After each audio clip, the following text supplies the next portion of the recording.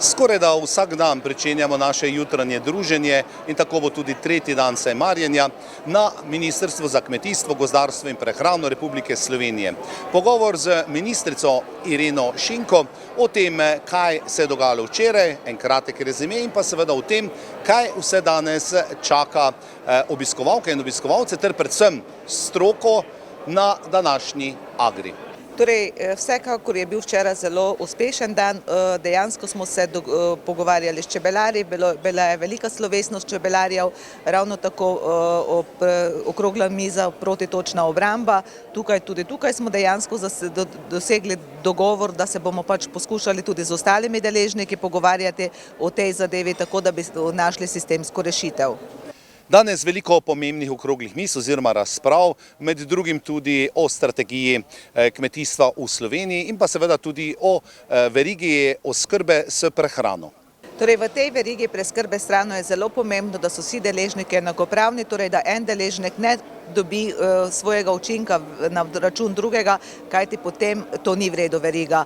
Dejansko pa je primarni deležnik tisti, ki pri nas ni povezan, torej kmetijski sektor je malo povezan in če želi kmetijski sektor potem močno nastopati proti živilsko-predelovalni industriji in proti trgovini, mora biti povezan, torej se bodo mogli povezati in organizirati. To je bistvo za enkrat vsega. Bi pa jaz izpostavila še dva pomembnejša posveta, ki jo imamo danes, in sicer to je strateški načrt skupne kmetijske politike za obdobje 2023-2027. Torej, pogovarjali se bomo, kakšna bo naša skupna kmetijska politika, kjer moramo najti neko sorazmerje oziroma rešitve, ki bodo tako zadovoljile Evropsko komisijo, kot pa tudi naše partnerje, deležnike v Sloveniji in ki bodo naravnane tako, da bo dejansko Slovenija postajala vedno bolj samooskrbna. In pa še ena okrogla miza, ki jih bomo organizirali, je pa digitalizacija v kmetijstvo, prihodnost. Torej tudi tukaj mislim, da moramo narediti en preboj in kmetijstvo čim bolj digitalizirati. Danes je tudi dan veterinarjev na 60. Agri in še kako pomemben segment kmetijstva, namreč zdrave živali potem tudi omogočajo in pogojujejo zdravo hrano, ki jo dobimo na mizo potrošniki. Torej, ne samo zdravje živali, ampak tudi dobrobit živali in pa tudi vse nevarnosti in bolezni, ki nam dejansko grozijo iz okolice. Torej, vemo, da so nekatere države že borijo z afriško prašičjo kugo, mi je v Sloveniji zaenkrat še nimamo in upajmo, da bo tako tudi čim dalj časa ostalo, ampak poleg tega je vedno bolj pomembna dobrobit živali in pa tudi potem, če imamo zdrave živali, da potem tudi potrošniki dobijo zdravo hrano naprej. Ena od tem, ki se pojavlja v zadnjem času, je seveda tudi samo oskrba. Koliko smo Slovenci pravzaprav sposobni oskrbovati sami sebe z kvalitetno pridelano hrano. Torej, mi se bomo v Sloveniji mogli enkrat zavedati, da je samooskrba ključnega pomena in tudi potrošnika prepričati, da je slovenska hrana zdrava hrana, kakovostna hrana in pa varna hrana. Kajti le tako bomo lahko dosegli, da bo potem proizvodnja večja in da bo potem potrošnik tudi posegal po slovenski hrani. Danes je v organizaciji Ministrstva za kmetijstvo, gozdarstvo in prehrano potekala tudi razprava o oskrbi z hrano v verigi do potrošnika.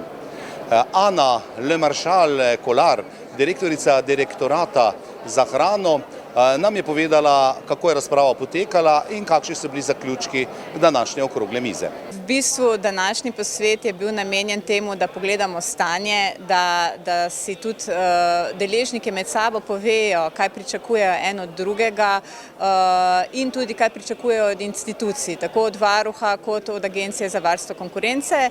Moram reči, da je bila debata zelo zanimiva. Vidi se, da že sedaj veriga v dobri meri tudi dobro sodeluje, členi v verigi dobro sodelujejo, še vedno pa obstajajo določeni problemi, predvsem opažamo, da v določenih sektorjih še ni nekih pogodbenih odnosov, so večinoma urejeni, ampak še določeni deležniki nimajo teh pogodbenih odnosov urejenih, na tem bomo mogli še delati, da bojo tudi tisti, ki se bojijo nekih pogodb, videli benefit obe strani benefit v teh pogodbah, sklenjenih pogodbah. No. Sicer zakonodaja že urejuje to. Pogodbe, načeloma pogodbeni odnosi bi se morali že urediti, ne kršijo do določene vrednosti, če nimajo. Mi pa vidimo tukaj v tem delu, da moramo res biti zelo proaktivni, tako z vsemi našimi deležniki, Kmetijsko-gozdarsko zbornico Slovenije, Zadružno zvezo, Gospodarsko zbornico Slovenije, da vzpostavimo dialog, da probamo doseči ta konsenz še boljšega sodelovanja, ker sodelovanje je že dobro, ampak da se te načini sodelovanja v verigi še bolj uredijo, so še bolj transparentni in da v teh kriznih časih, sploh ko imamo to preskrbo s hrano na nekem, kako bi rekla, vprašaju pri določenih verigah, da probamo to stabilnost doseči. Tako da mislim, da dialog vseh inštitucij z naše strani moramo res biti proaktivni in probati razumeti vse strani in doseči ta konsenz. Vse to dobro delujoča veriga je samo odraz neke stabilnosti v državi, tudi s tem povečamo samooskrbo, to našo prehransko varnost, tako da delamo res intenzivno na tem in mislim, da Slovenija ni v tako slabem stanju, ko se včasih predstavlja tudi strani novinarjev, ampak so pomanjkljivosti, na katerih pa moramo še delati.